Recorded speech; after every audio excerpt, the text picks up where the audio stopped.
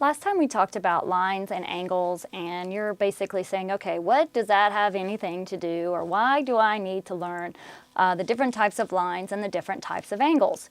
Well, the reason that you need to know the different types of lines and the different types of angles is so that you can help you classify different shapes. So we're going to look today at only classifying quadrilaterals and triangles using those angles that we just learned and using those lines that we just learned. Now, when you get into higher grades and you get deeper into geometry, you will be classifying more than just 4-figure-sided and 3-figure-sided objects, but you may even get into some 3D. But right now, we're just going to look at 2D shapes and why is it important, or what are some of the key terms that help us classify quadrilaterals and triangles. So let's look at the quadrilaterals first. So the basic one that we all kind of know is the parallelogram.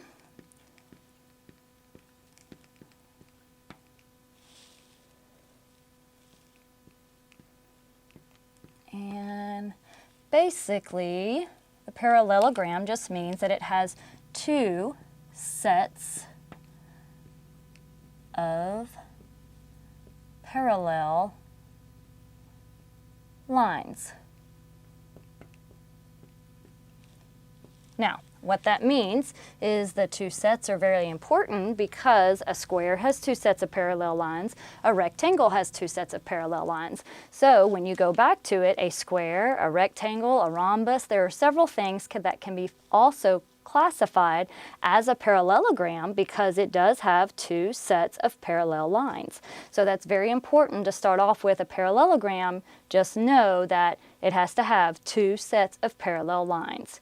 So when you branch off from the parallelogram, then you have the square. So we all know the square must have four sides, all the same length,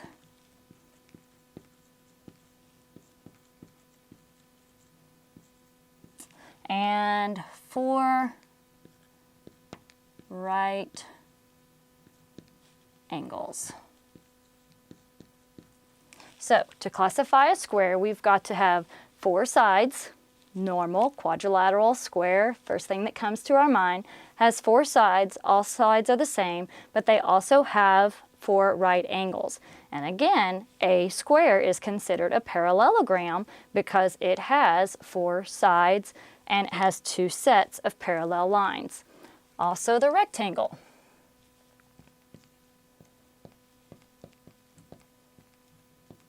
Okay. So the rectangle, again, four sides, not the same length,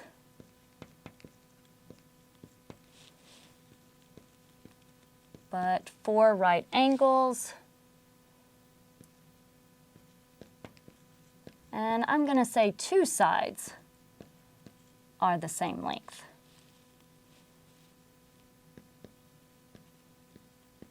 So not all four, but at least two sides, maybe the short sides, and two sides are the long sides. So a rectangle is a lot like the square, four sides, four right angles, but the square has four sides that are all the same, and a rectangle has two sides that are the same. Then when you branch off from there, you think about the rhombus. So we're going to go to the rhombus next.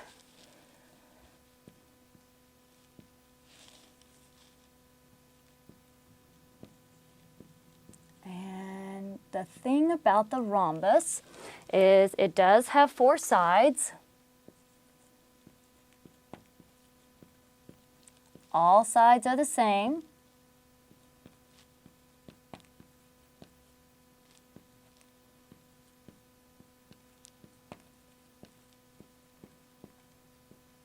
But it does not have right angles. So no right angles.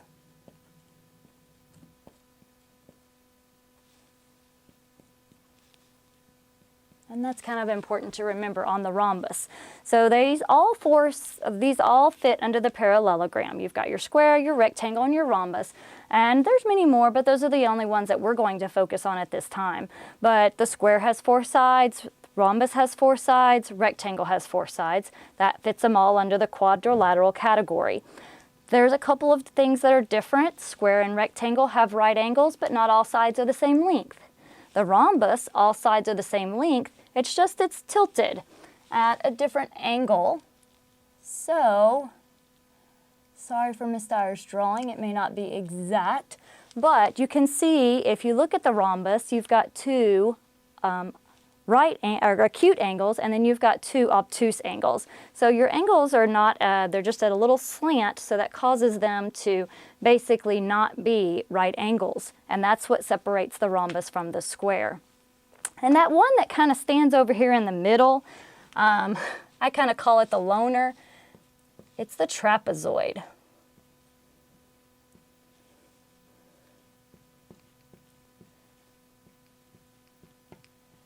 And it is a quadrilateral, so it does fit underneath here, but it's not a parallelogram because a parallelogram has 2 sets of parallel lines. A trapezoid only has 1 set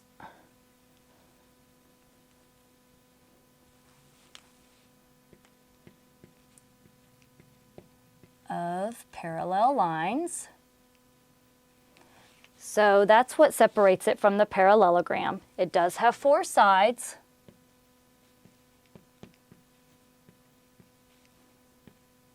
And again, not all sides are the same. Now, what I like about the trapezoid is the trapezoid, you can see that it might look something like this. Most of them that we see look like this. So how I tell my kids to kind of remember what we call those trapezoids is because this looks like a rectangle that's kind of been cut off, and so it's kind of been trapped. And this is a triangle that's been cut off and it's kind of been trapped. So I always tell my kids, don't forget that a trapezoid is either a rectangle or a triangle that doesn't look just right because it's been trapped. It's been cut off, so it's kind of been trapped to that shape. So that'll kind of help you remember, but I have seen this one several times be asked, what is the one quadrilateral that only has 1 set of parallel lines? And that only shape that has 1 set of parallel lines that's a quadrilateral is a trapezoid. So it has 1 set of parallel lines. So that's very important to kind of remember. So now that we know those angles and those parallel and perpendicular lines from last time, this kind of helps us with the quadrilaterals. It also helps us go over to the triangle. So now we're going to kind of go over to the triangle. When you look at the triangles, you've got the sides versus the angles. So you can classify a triangle by its sides. You can also classify a triangle by its angles. So we're going to look at both, and I also put those in a side-by-side view in your Google Slides so that you can also go back and refer to those Google Slides throughout this whole week and be able to review those whenever you would like. So one of the things that we have is when you're looking at the sides, the one classification that we have, or the first one, is equilateral. So I make sure I spell this right. It's not a word Miss Dyer spells very often. So if you have an equilateral triangle, and I'm going to do my best, that basically means all sides are equal. So if you have an equilateral triangle, you can see here that all sides are equal. So now it doesn't have to be perfect, but you can kind of see without putting a measurement on it that they look pretty much equal. So an equilateral triangle, you'll know that all sides are equal. So the next one is an isosceles. And yes, that's hard to say and spell.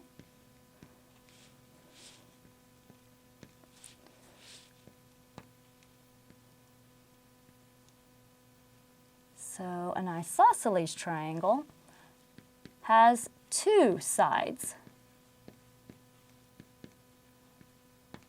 that are equal.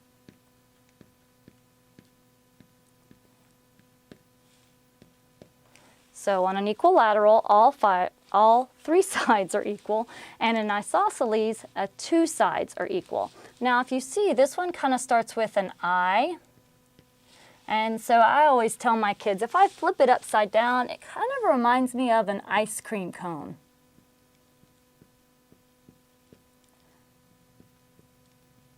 So that's why I kind of helps me remember that isosceles looks like an ice cream cone. So these two sides will be equal, but this one is different.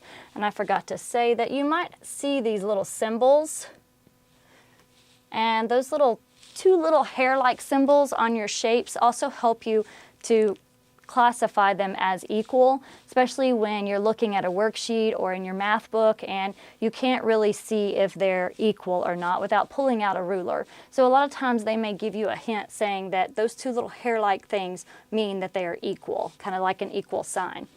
So on looking at the sides, we've got one more, and it is a scalene triangle.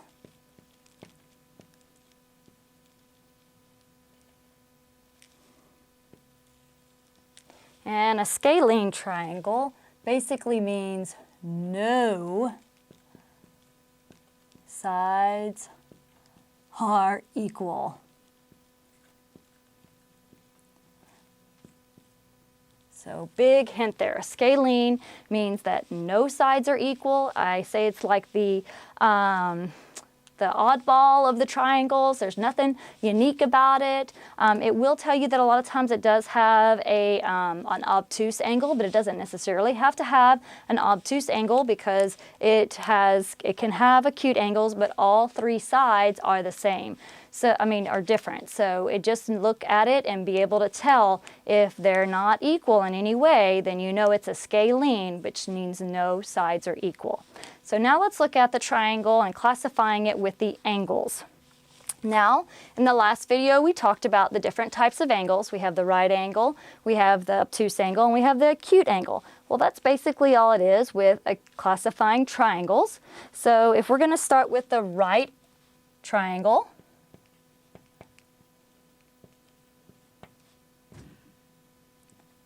so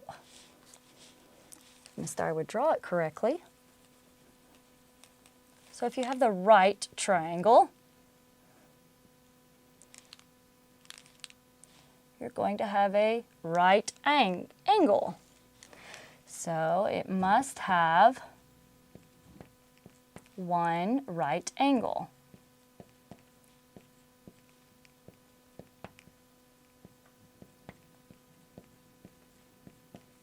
Okay, so it must have that one right angle to be a right triangle. And then we have acute, because we also know that there is acute angles. So we now have acute triangle, basically meaning all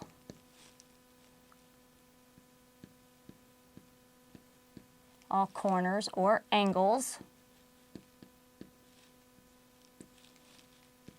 are acute. And remember that acute means the sharp edge or less than 90 degrees. So just kind of remember that acute is less than 90 degrees. So acute triangle, all corners or angles are acute. That means they're less than 90 degrees. And our last one is the obtuse triangle.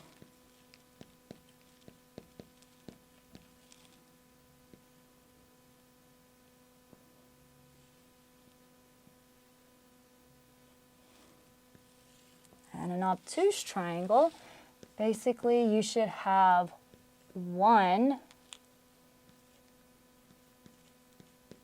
obtuse angle.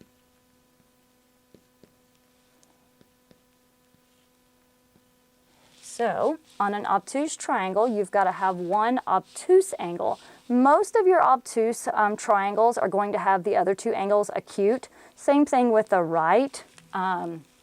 We don't have to, we'll look at the measurement of angles later at a triangle, but right now just wanting you to classify them and how to classify them.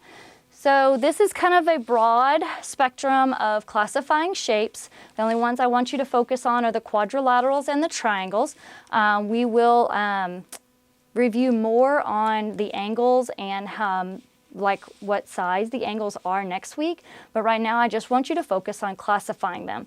Ms. Dyer has included a practice page in Google Classroom on classifying. It's called Riddle Me This, Riddle Me That. So you're going to look at the riddle and see all of the clues to figure out if you know what shape we're talking about. So good luck and enjoy.